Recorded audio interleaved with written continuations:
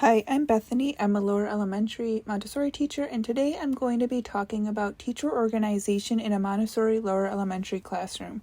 I have made plenty of videos talking about student organization in a Montessori classroom, but I figured it's time to talk about the teacher organization side of it all.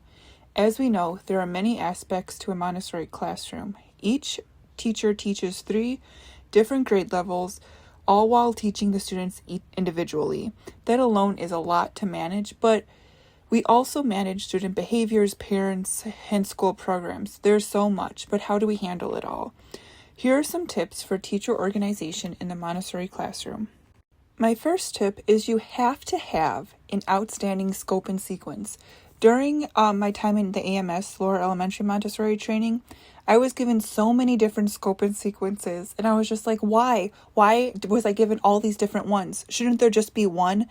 And the common factor is that they were all incomplete. There were some items left off, and most of them were a singular page long. That made no sense. There are so many different aspects in the math, language, and cultural subjects that there needs to be multiple pages for each subject in your scope and sequence.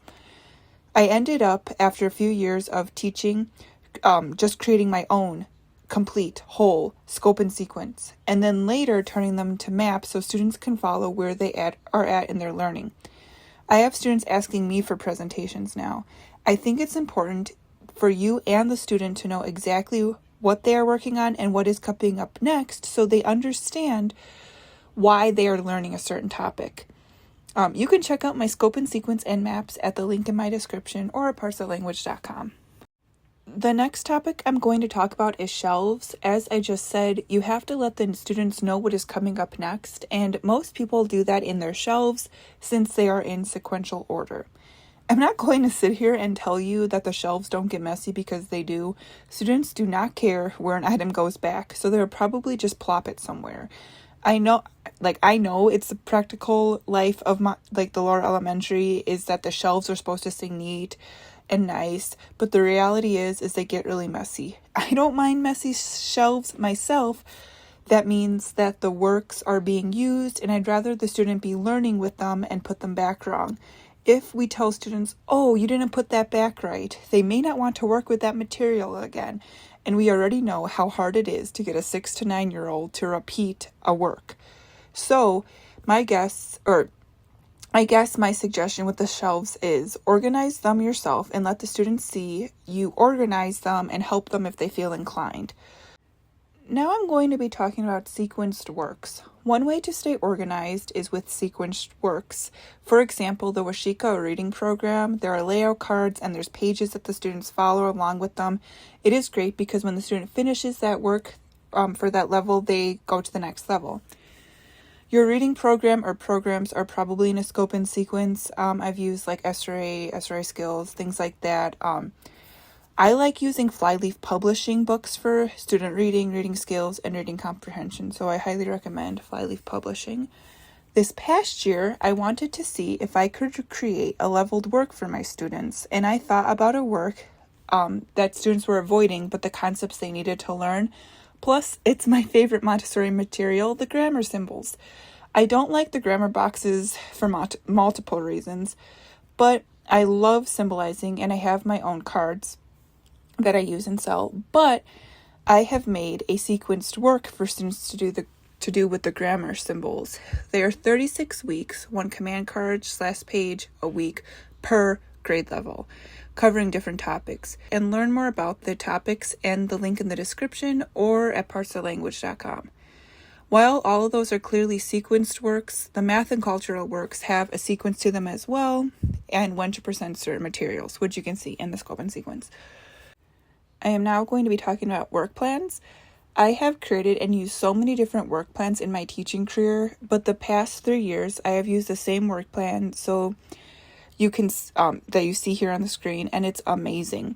You may be thinking, how is this organization if it's all blank? Well, that's because I use my scope and sequence and maps with it, so it also allows for students to pick their own works. I have done it before where I have filled in work / presentations for each day, and that was so much time and effort on my end, and it was grouping the kids together in grade level groups, and I really have learned to like to follow the child individually to see where, like, as we should be doing, but that takes a lot of time and practice. So if you're not there yet, don't worry. This work plan is available to use in my free hub of resources linked below. Also, some people don't like having the students have checkoff work at the top and just have them do a math, language, and cultural work for the day. But I like the checkoff work because not only does it mean the students always have something to be working on, that means, like, if they're waiting for a presentation or you can't get with them and they have to wait for you to check their work, they know they could do one of those top works that they know how to do. But they also know what is available and expected for them to do. Plus, I know they are getting multiple forms of math and language each day. I would highly suggest an online management tool. My first school I worked at did not have these, and keeping track was a messy, which is why I created my own scope and sequence eventually and kept track of it that way, or I just listed exactly what I presented. But with the current school I am at, I use Transferring Classroom, and I've used that for the last 5 years, and I absolutely love it. The reports are easy to use, and you can just input what the kids are learning. I think this year I'm going to try something new and have my students put in their work so that they can see that the parents see their work and they're being held for accountability for what they do weekly or daily, depending on when you update and unlock that parent information.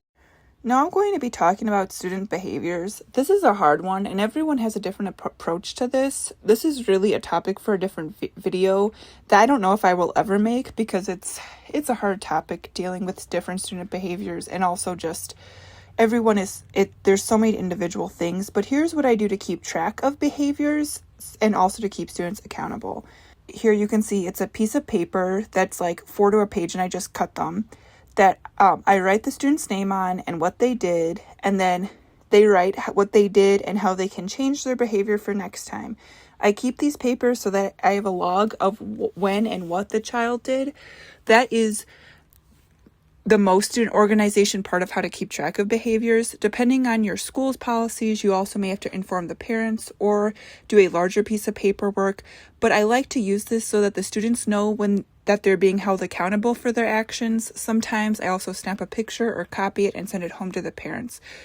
This paper is available in my free hub of resources. My last tip for this video is having papers ready. I use a binder system in my classroom that you can see in my student organization video, but to get that all ready, I will copy each group of paper a month in advance. So I'll have like the whole 4 weeks ready for each student.